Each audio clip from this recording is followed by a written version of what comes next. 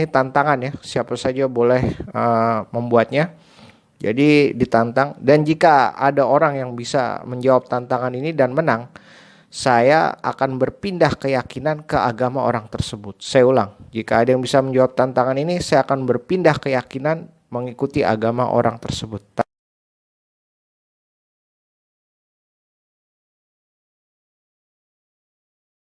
Assalamualaikum, selamat datang di channel Hasan Alatas. Terima kasih telah mampir di channel saya. Kali ini saya akan membahas tentang fakta keajaiban-keajaiban dari Al-Quranul Karim. Ya, dari Al-Quranul Karim ini. Bahkan tujuh keajaiban dunia saja kalah dengan keajaiban yang ada pada Al-Quranul Karim. Kalau satu ayat di Quran itu adalah satu keajaiban dunia, lebih dari keajaiban dunia. Jika boleh menggunakan kata kiasan, maka ada 6.000 lebih keajaiban di Quran ini. Bagaimana pembahasannya? Silakan disaksikan.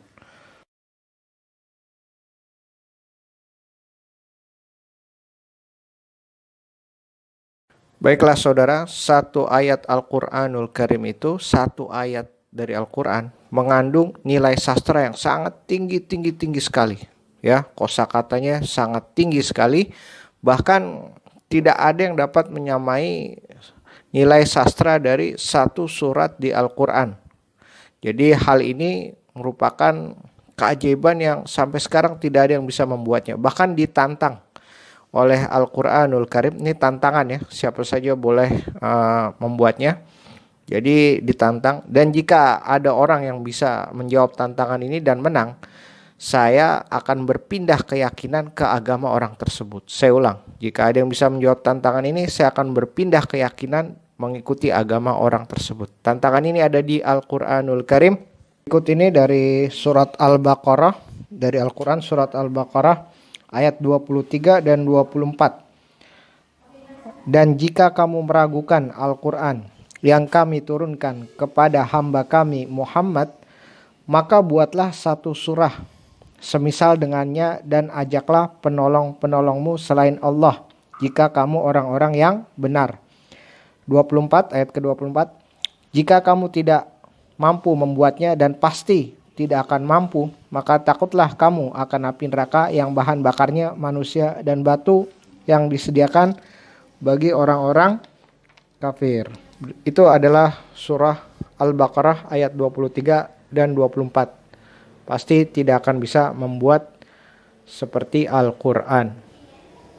Jadi ini adalah tantangan di Al-Quran. Siapa yang bisa menjawab tantangan ini, maka seperti yang saya katakan tadi, saya akan berpindah keyakinan. Banyak orang mencobanya, sangat banyak, dan mereka gagal total. Ya, tidak ada dan tantangan ini berlaku bukan hanya untuk satu manusia, tapi jika sekelompok manusia, bahkan semua manusia di planet bumi bersekutu untuk membuat semisal satu surat seperti yang di Al-Quran, mereka tidak akan dapat membuatnya. Karena satu surat di Al-Quran minimal 3 ayat mengandung nilai sastra yang sangat tinggi, syair yang sangat indah, dan tidak ada yang bisa membuat seperti itu. Berarti kalau satu ayat Quran aja begitu hebat, berarti ada 6.000 lebih ayat, berarti ada 6.000 lebih keajaiban di depan kita. Ya, Al-Quran itu mengandung 6.000 lebih keajaiban ayat. Dan juga dikatakan dalam Quran surat 17 ayat 88, katakanlah sesungguhnya jika manusia dan jin berkumpul untuk membuat yang serupa Al-Quran ini, niscaya mereka tidak akan dapat membuat yang serupa dengan dia, sekalipun sebagian mereka menjadi pembantu bagi sebagian yang lain. Itulah hebatnya Al-Quranul Karim. Satu ayatnya saja itu adalah keajaiban, lebih dari keajaiban dunia. Dan anehnya lagi, Al-Quranul Karim itu banyak dihafal oleh banyak orang di planet bumi, bahkan anak kecil. Bahkan ada hafiz dari Indonesia yang bernama Musa, masih kecil, dia sudah menghafal Al-Quran 30 juz, Masya Allah. Jadi ada anak kecil, remaja, dewasa, orang lanjut usia, banyak yang menghafal Al-Quranul Karim di bagian planet bumi ini, banyak sekali. Jadi itulah kehebatan Al-Quran, banyak dihafal. Dan jika perumpamannya, jika satu planet bumi itu semua kitab suci agama dihancurkan, dimusnahkan, dihilangkan semua kitab suci agama, maka saya yakin satu hal pasti, ketika Al-Quranul Karim, kitab suci agama Islam, dimusnahkan, dihancurkan, dirusakkan dari planet bumi oleh keadaan atau apapun pada saat ini, maka yakin saya pasti akan dibuat lagi Al-Quran yang lain, karena banyak yang menghafal Al-Quran. Banyak di dada-dada mereka penuh dengan hafalan Al-Quran. Mereka akan berkelompok lagi membuat Al-Quran serupa seperti sebelumnya. Begitu hebatnya Al-Quran, Allah simpan di dada mereka para penghafal Al-Quran. Jadi saya kurang paham dengan kitab suci agama lain, tapi saya yakin jika semua kitab suci agama dimusnahkan, maka Al-Quranul Karim ini saya bisa disusun kembali serupa dan tidak berbeda versinya. Satu Al-Quran, versi yang sama seperti yang diwahyukan, insyaallah terpelihara. Dan sebagai penutup, ini adalah fakta sains dari seorang peneliti tentang bacaan irama Al-Quran ketika diperdengarkan oleh orang yang tidak bisa bahasa Arab maupun bisa bahasa Arab. Bagaimana efeknya? Silahkan menyaksikan fakta penelitian irama bacaan Al-Quran ketika diperdengarkan. Silahkan.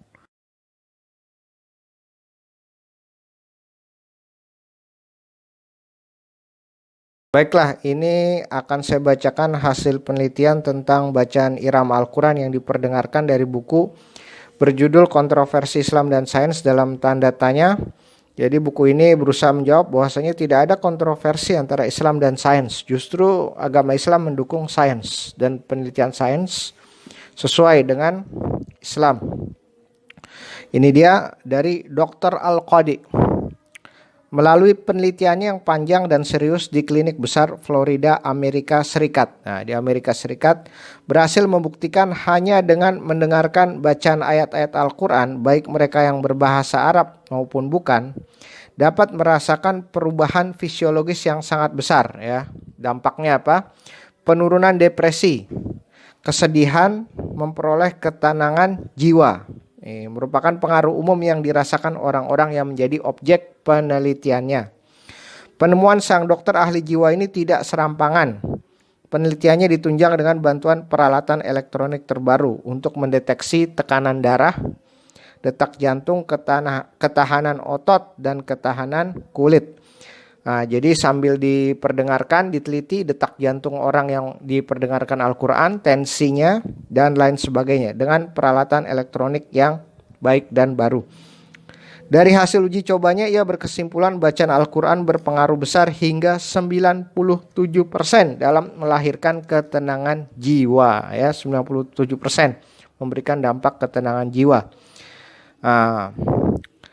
Penelitian Dr. Al-Qadi ini diperkuat pula oleh penelitian lainnya yang dilakukan oleh dokter yang berbeda. Dalam laporan sebuah penelitian yang disampaikan dalam Konferensi Kedokteran Islam Amerika Utara pada tahun 1984, disebutkan Al-Quran terbukti mampu mendatangkan ketenangan sampai 97% bagi mereka yang mendengarkannya. Al-Quran memberikan pengaruh besar jika diperdengarkan kepada bayi. Nah, ya, kepada bayi ya. Hal tersebut diungkapkan Dr. Nur Hayati dari Malaysia dalam seminar konseling dan psikoterapi Islam di Malaysia pada tahun 1997. Menurut penelitiannya, bayi yang berusia 48 jam diperdengarkan Al-Quran dari tape recorder menunjukkan respon tersenyum dan menjadi lebih tenang. Nah, itu hebatnya Al-Quran ya. Jadi sesuai dengan firman Allah. Dan apabila dibacakan Al-Quran, simaklah dengan baik dan perhatikanlah dengan tenang agar kamu mendapat rahmat. Quran surat 7 ayat 204 ya. Jadi hal ini adalah sungguh hasil penelitian. Bahwasanya Al-Quranul Karim ketika kita dengarkan saja itu bisa mendatangkan ketenangan jiwa, penurunan depresi, penurunan kesedihan. Bagi generasi milenial saya sarankan yang mendapatkan masalah putus pacar, jangan sampai bunuh diri ya. Karena jawabannya adalah Al-Quranul Karim. Bagi yang muslim, jangan sampai gara-gara putus pacar atau masalah yang lain, depresi dan bunuh diri. Jawabannya adalah Al-Quran. Sebagaimana kita punya fisik atau kita punya badan, butuh makanan materi, ya. Begitu juga kita punya ruh, kita punya jiwa, kita punya batin, itu juga butuh makanan. Makanannya apa? Makanannya adalah Al-Quran.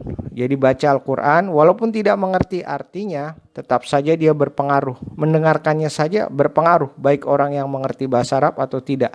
Jadi mereka yang jiwanya lapar, ruhnya lapar, batinnya lapar, itu kering, menjadi mudah depresi dan bunuh diri. Banyak contoh artis-artis terkenal.